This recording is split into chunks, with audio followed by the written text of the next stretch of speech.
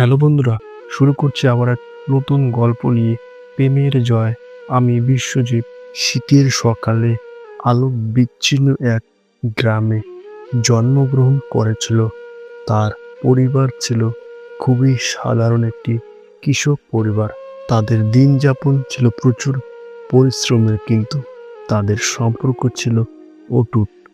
আলোকের বাবা সবসময় বলতেন, যতই কঠিন সময় আসুক, কাজের প্রতি ভালোবাসা ও কঠোর পরিশ্রমী আমাদের জীবনকে সুন্দর করবে। পলকের পক্ষে তার গ্রাম ছেড়ে শহরে পড়াশোনা করা সম্ভব ছিল না, কিন্তু তার ইচ্ছা ছিল বড় কিছু হওয়ার। কলেজে ভর্তি হওয়া তার একমাত্র লক্ষ্য ছিল, যাতে সে নিজের জীবনটা বদলাতে পারে। একদিন সে সিদ্ধান্ত নিল শহরে চলে যাবে। অনেক বাধা পেরিয়ে আলোক তার পরিবারকে বুঝিয়ে গ্রামের পথে প্রথমবার শহরের উদ্দেশ্যে রওনা দিল। দীপিকা ছিল শহরের একটি নামী স্কুলের শিক্ষক। তার পরিবার ছিল একটি সচ্ছল ব্যবসায়ী পরিবার, যেখানে উচ্চশিক্ষার গুরুত্ব ছিল। দীপিকার বাবা মা তাকে সেরা প্রতিষ্ঠানে পড়ানোর জন্য সমস্ত ধরনের সুযোগ দিয়েছিল। দীপিকার জীবন ছিল পরিপূর্ণ, কিন্তু তার মনে একটি অস্পষ্ট খালি জায়গা ছিল। তিনি কখনো সত্যিকারের ভালোবাসা অনুভব করেননি।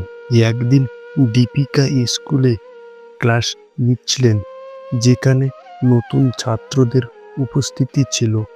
পলক ছিল সেই নতুন ছাত্র। প্রথম দর্শনে দীপিকা তার চোখে আলাদা কিছু দেখেছিলেন, একটি নির্দিষ্ট আত্মবিশ্বাস, একটি দৃঢ় মনোভাব।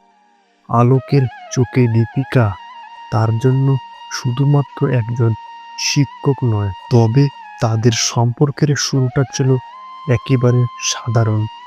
দীপিকা শুধু তাকে পড়াশোনার সাহায্য করতেন, আর আলোকও তার সব পরিশ্রম দিয়ে চেষ্টা করত ভালো ফলাফল করার। সময় গড়িয়ে যেতে থাকলে তাদের মাঝে এক ধরনের বন্ধুত্বের সম্পর্ক গড়ে ওঠে। দীপিকা বুঝতে পারেন আলোকের মধ্যে কিছু আলাদা আছে, এক ধরনের নিষ্ঠা, আত্মবিশ্বাস আর একগুঁয়ে মনোভাব।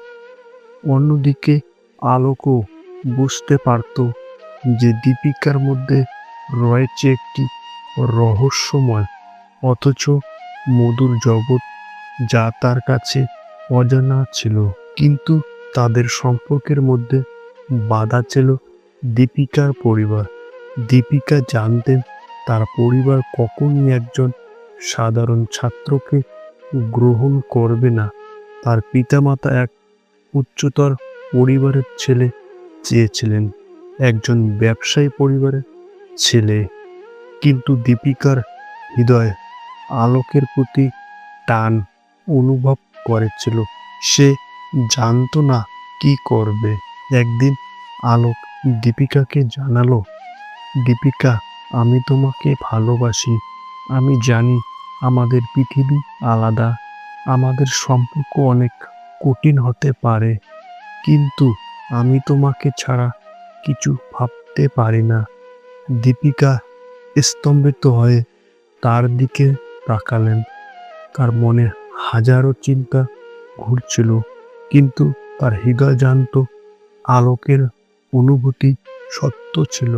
দীপিকা কিছু সময় নিলেন, তারপর বললেন, আলোক, আমার পরিবার কখনো আমাদের সম্পর্ক মেনে নেবে না।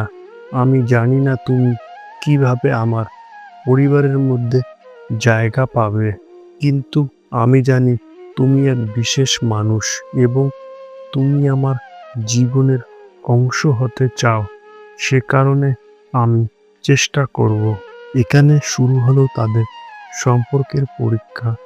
দীপিকা তার পরিবারকে জানালো আলোকের ব্যাপারে, কিন্তু তার পিতা মাতা তাতে সন্তুষ্ট হয়নি। তারা দীপিকাকে বলল, তুমি যদি এই ছেলেকে বিয়ে করো, তবে আমরা তোমাকে আমাদের পরিবারের সদস্য হিসেবে মেনে নেব না। দীপিকা একদম হতাশ হয়ে পড়েছিল, কিন্তু আলোক তার পাশে ছিল। আলোক বলেছিল, দীপিকা, আমি জানি আমাদের জন্য পথ সহজ হবে না, কিন্তু আমি তোমাকে কখনো ছেড়ে যাব না। আমাদের সম্পর্কের শক্তি আমাদের সংকল্পে আছে। কোনো বাধা আমাদের থামাতে পারবে না। দীপিকা এবং আলোক একে অপরকে সাহস দিল, আর তারা একসাথে সকল বাধার সম্মুখীন হতে শুরু করলো। তারা সমাজের রক্ষণশীলতা, পরিবারের প্রত্যাশা এবং সকল ধরনের সামাজিক প্রতিবন্ধকতা কাটিয়ে উঠল। দীপিকা তার পরিবারকে বুঝিয়ে বলল যে তার ভালোবাসা কোনো সামাজিক অবস্থান বা অর্থনৈতিক ক্ষমতার উপর নির্ভর করে না।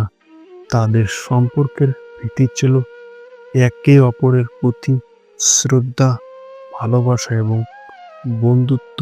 বছরখানেক পর দীপিকার পরিবার আলোককে মেনে নিল এবং তারা একসাথে একটি নতুন জীবন শুরু করার সিদ্ধান্ত নিল। দীপিকা এবং আলোক তাদের ভালোবাসার জন্য সব বাধা অতিক্রম করে এবং তারা প্রমাণ করলো যে সত্যিকারের ভালোবাসা কোনো বাধা মানে না।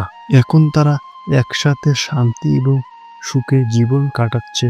তাদের গল্প জন্য একটি প্রমাণ, প্রেম, পরিশ্রম এবং বিশ্বাস একত্রিত হলে পৃথিবীতে কোনো কিছু অসম্ভব নয়। গল্পটি ভালো লাগলে অবশ্যই লাইক, কমেন্ট, শেয়ার করবেন এবং সাবস্ক্রাইব করতে ভুলবেন না।